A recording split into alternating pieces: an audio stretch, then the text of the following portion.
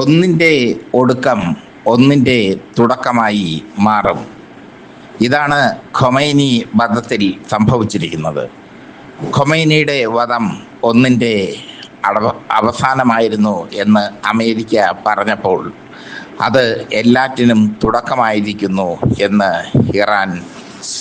Iran തെളിയിച്ചിരിക്കുന്നു. Iran ശക്തമായ ആക്രമണമാണ് Gulf രാജ്യങ്ങളിലും ഇസ്രായേലിലും അഴിച്ചുവിട്ടിരിക്കുന്നത്. ഇറാനെ പെട്ടെന്ന് കീഴടക്കാൻ പറ്റില്ല എന്ന് ട്രംപിനും സമ്മതിക്കേണ്ടി വന്നു.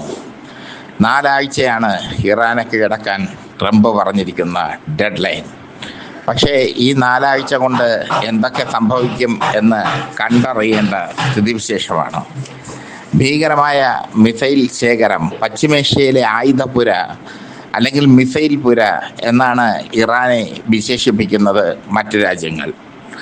ഖൈബർ ശകൻ, ഹജ് കാലിയ, സൗമർ, യാ അലി, പാവേ തുടങ്ങിയ റഡാറിൻ്റെ കണ്ണു വെട്ടിക്കുന്ന അത്യന്താധുനിക മിസൈലുകൾ ഇറാൻ്റെ പക്കലുണ്ട്. നാവിക കരുത്തിലും വ്യോമകരുത്തിലും അവർ പിന്നോക്കമാണെങ്കിലും അതിനെയൊക്കെ മറികടക്കുന്ന മിസൈൽ സംവിധാനം അവർക്കുണ്ട്. അതിലൊക്കെ ഉപരിയാണ് അവരുടെ സൂയിസൈഡ് ഡ്രോണുകൾ, അതായത് ആത്മഹത്യാ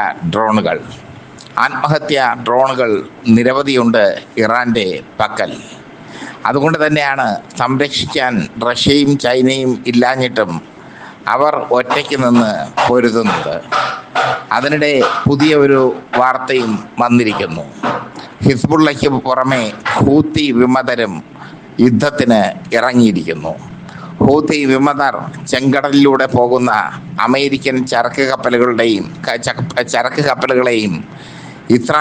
ഇസ്രായേലിയൻ ചരക്ക് കപ്പലുകളെയും ആക്രമിക്കുമെന്ന് വ്യക്തമാക്കി. ഹിസ്ബുള്ള ഇസ്രായേലിലേക്ക് മിസൈൽ മഴ തന്നെ വർഷിച്ചു. അതിന് പ്രതികാരമായി ലെബനനിലെ സാധാരണക്കാരെ കൊന്നൊടുക്കുകയാണ് ഇസ്രായേൽ. ഹിസ്ബുള്ള പണ്ട് ഡൊണാൾഡ് ട്രംപ് പറഞ്ഞതുപോലെ സ്മാർട്ടാണ്. അവരെ പെട്ടെന്ന് കയറി കീഴടക്കാനൊന്നും പറ്റില്ല. അവരിപ്പോൾ യുദ്ധത്തിന് ഇറങ്ങിയിരിക്കുന്നു. ആസന്നമായ ഒരു യുദ്ധം, അതാണ് സംഭവിച്ചിരിക്കുന്നത്. ഇറാൻ റവല്യൂഷണറി ഗാർഡ് ക്രോപ്സിൻ്റെ ആസ്ഥാനം തകർത്തു അമേരിക്കയും ഇസ്രായേലും. ഇന്നലെ രാവിലെ നടന്ന ആക്രമണത്തിലാണ് IRGCയുടെ പ്രധാന ആസ്ഥാനം തകർത്തത്. പ്രധാന ആസ്ഥാനം തകർത്തെങ്കിലും ഇറാൻ്റെ മിസൈൽ ശേഖരം എവിടെയാണെന്ന് കണ്ടെത്താൻ അമേരിക്കയ്ക്കും ഇസ്രായേലിനും ഇതുവരെ കഴിഞ്ഞിട്ടില്ല. മറുഭാഗത്ത് ഇറാൻ ആക്രമണം കടുപ്പിക്കുകയും ചെയ്യുന്നു. അമേരിക്കൻ പടക്കപ്പലായ എബ്രഹാം ലിങ്കന് നേരെയും ഇറാൻ ആക്രമണം നടത്തി. ഇറാൻ്റെ ഒരു കപ്പൽ അമേരിക്ക മുക്കിക്കളഞ്ഞതായും റിപ്പോർട്ടുണ്ട്. ഹോർമുസ് കടലിടുക്ക് ഇറാൻ അടച്ചു. ഹോർമുസ് കടലിടുക്കിൽ ഇറാൻ മൈനുകളും മറ്റും വിതറി അവിടുത്തെ ഗതാഗതം തടസ്സപ്പെടുത്തിയിരിക്കുന്ന സ്ഥിതിവിശേഷമാണ് ഇപ്പോൾ ഉള്ളത്. ഒരു വശത്ത് ഹിസ്ബുള്ള, മറുവശത്ത് ഹൂത്തികൾ.